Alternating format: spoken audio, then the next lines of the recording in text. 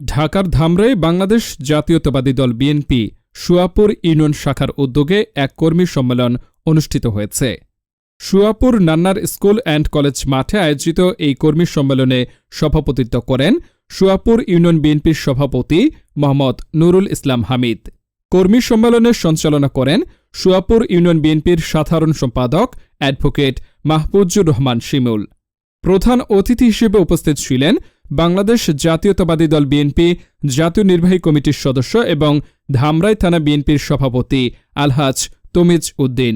প্রধান বক্তা হিসেবে বক্তব্য রাখেন ধামরাই থানা বিএনপির সাধারণ সম্পাদক ও ঢাকা জেলা বিএনপির সিনিয়র যুগ্ম সাধারণ সম্পাদক মোহাম্মদ শামসুল ইসলাম।